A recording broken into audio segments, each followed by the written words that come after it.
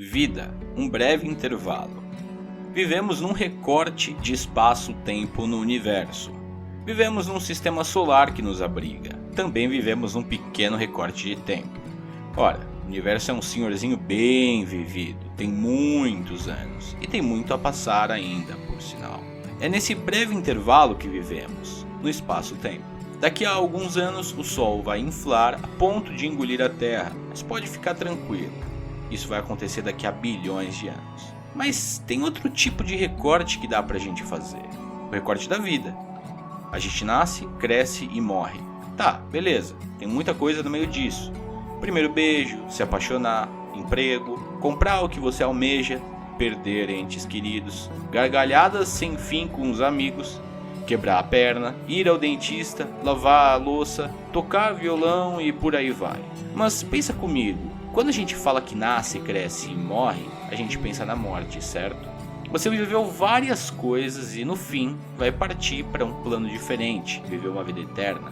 Ou, quem sabe, você pode simplesmente apagar, como quando a gente dorme. Seja lá qual for o atravessar esse véu que delimita o espaço entre a vida e a morte, todos nós vamos passar. É isso que nos torna iguais. É isso que torna a vida tão bela.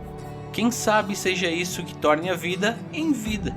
Por exemplo, o alto só é alto porque tem algo que é baixo como referência. O arranha-céus Empire State Building é imenso perto de um humano, mas é baixíssimo perto do Monte Everest. Frio e quente, sombra e luz, o mesmo pode acontecer com a vida. Será que ela não é o oposto da morte?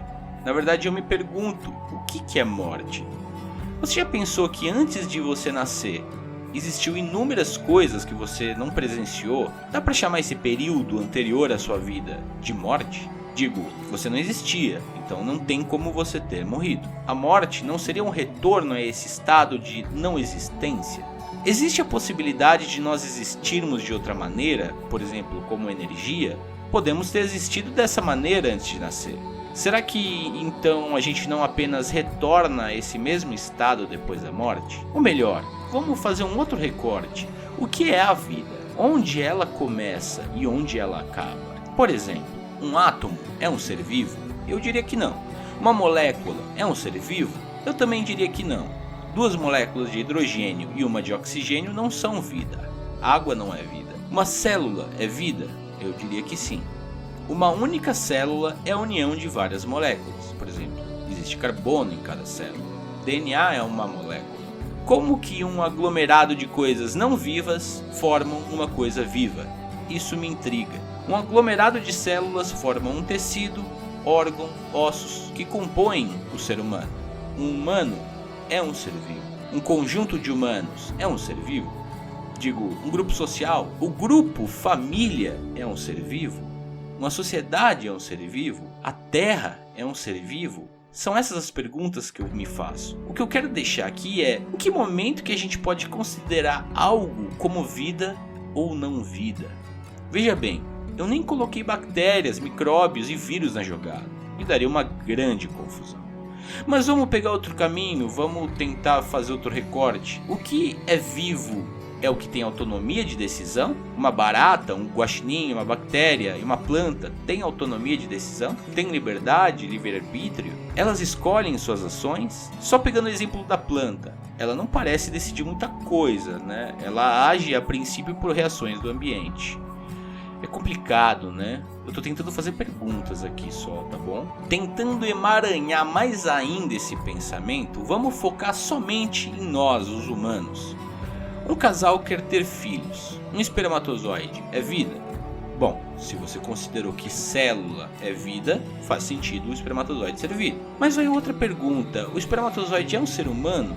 Digo, uma célula não é um ser humano. Ela pode, em conjunto com outras células, formar um ser humano. Esse espermatozoide e o óvulo, eles não são humanos, são? Quando o espermatozoide fecunda o óvulo, eles são um ser humano? São duas células. Se não, em que momento esses dois gametas se tornam humanos? Quando começa a bater o coração? Quando o cérebro se desenvolve a ponto de possuir atividade cerebral própria? Podemos pensar que vida pertence àquilo que tem alma? Então, o que é alma? É a energia que nos habita? Que nos faz nos mover por vontade própria? Ora, uma pedra, um lápis, uma cadeira não se movem sem que algo os mova. Nós, humanos, nos movemos por vontade própria. Ou seria a alma consciência? Aquilo que nos permite raciocinar, fazer contas, discernir o verdadeiro do falso, distinguir cores e formas? Nossa alma é diferente do corpo? É algo além do corpo? Se sim, quando ela entra no corpo? Quer dizer, quando a gente está na barriga da nossa mãe, em algum momento a alma deve ter entrado no nosso corpo. E em que momento isso acontece? De onde vem a nossa alma? Ou melhor, existe alma? Bom, eu coloquei muitas perguntas aqui, e é esse o propósito do vídeo. Pensa comigo, não existe necessariamente uma resposta exata para cada uma dessas perguntas. Na verdade, pode ser que nem encontremos as respostas para essas perguntas, mas é importante nos fazermos elas, não? O que você acha? Quais são as suas dúvidas? Comenta aí. Gostou? Já sabe, né? Dá like, se inscreve e compartilha. Fui!